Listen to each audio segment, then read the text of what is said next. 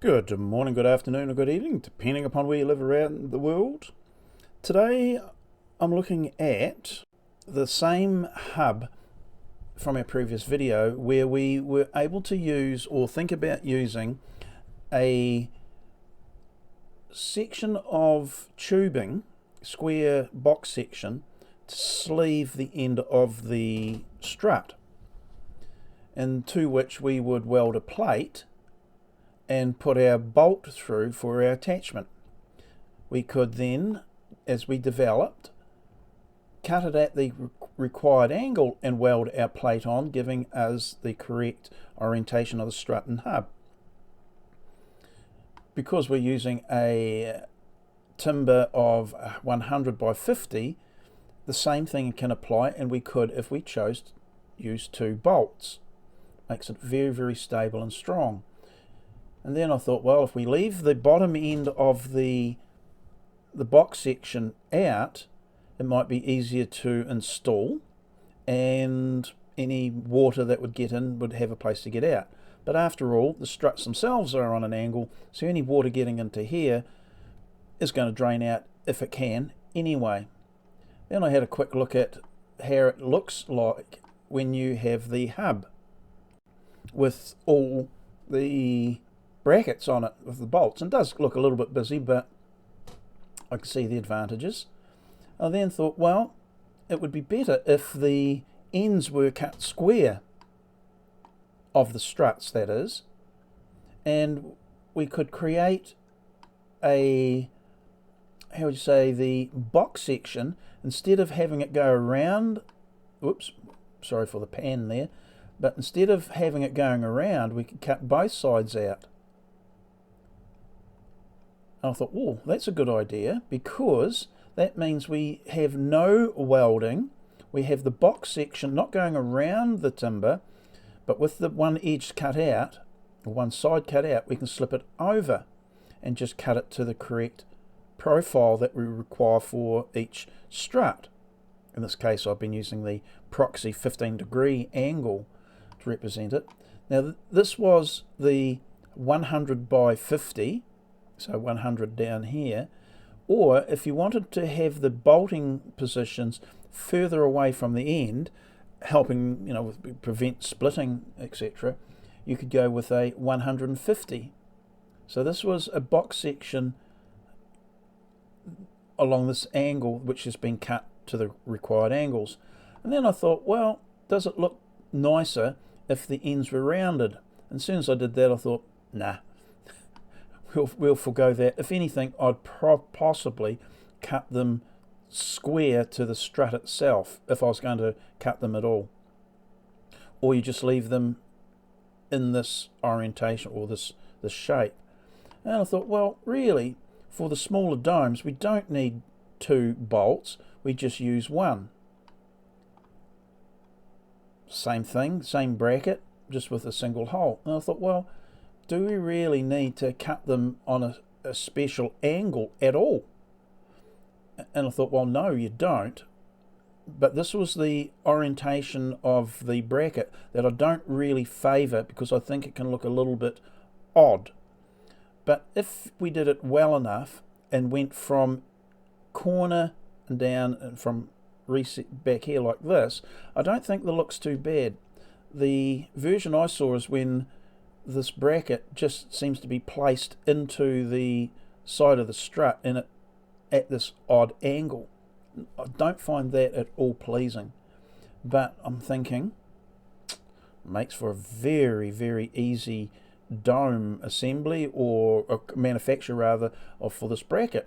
It's just lengths of the box section cut to whatever length that you've decided it needs to be, whip out one edge, bolt in the center both ways, and you've got it. In relative, you'll know where this needs to be placed from your dimensions on the drawing. Well, yes, you'll take all those points from the drawing. So I'm thinking this is actually one of the easiest methods for creating the hub. Everything about the central steel hub remains the same as for placing the how would you say, the holes, And in one version you could keep all the holes the same distance down and alter it on here, so the hub stays stable for measurements, just rotated for the radial positions, and if the hole has to alter, you just move it up and down on the bracket, the hole position that is. I would suggest that it would be a whole lot easier to determine the hole position within 1 or 2 millimeters on a flat surface that you can jig up and hold in a vise on your drill press, than it would be having to alter them for each position on the hub itself. So this has the greatest merit, I think, of the approaches so far. I still, to this point, still like the star type hub, where you've got the center plate with the legs radiating off, so they actually get fixed to the underside or a slot in the strut and or on the top. Still think that looks one of the neatest ways of going forward, and possibly the one I'd favour. But I keep on going back to what can be created in a home workshop.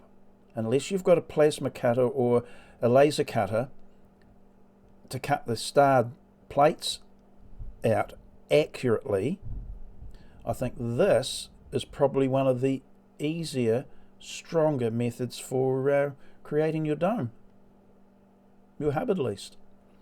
So, and I'll just bring up I've got a couple of examples of what it could possibly look like in a configuration where it's been like here, where we've rotated the brackets around, and it's workable, isn't it? It's not too ugly, practical. All the brackets would be effectively the same size. Hole position is probably the only thing that alters.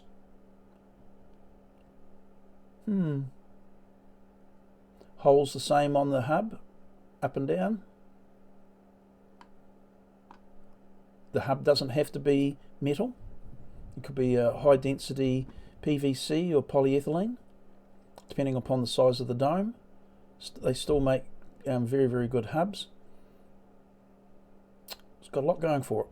Okay, so, and that's the other thing too. When using pressure treated wood, the requirement for the fixings to meet durability issues means that you're going to have to use stainless steel. So if we were to use my much preferred threaded rod that's inserted into the timber, it really does need to be protected against the pressure treatment, and stainless is the requirement for the actual mechanical fixings. In my jurisdiction in building, if we say fixing sheeting to the framework for bracing, the nails or screws have to be stainless to meet the 50-year structural integrity criteria.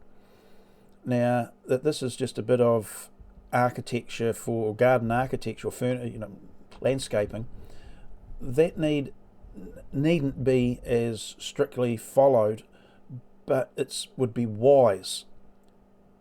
You would possibly say that the quality of the galvanizing of a threaded rod would determine how long it lasts, but it's an issue right at the get-go. So do we really want to fight that? Whereas in here, if we had to use galvanized bolts, we could replace them if they prove to be corroding, or if we wanted to, use stainless steel right at the get-go as well. That the bracket should be stainless could be a question, but we're not building something that is, in my scenario, that needs a 50-year warranty for the structural integrity. So I could actually just separate it so that it doesn't have direct contact. That's a consideration, one that you may or may not want to worry about.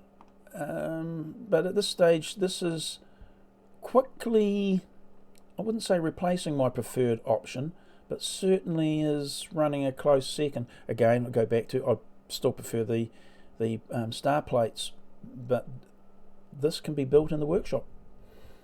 All good, rightio, that's it. Starting to wander off again, and that always means time to go. Okay, bye.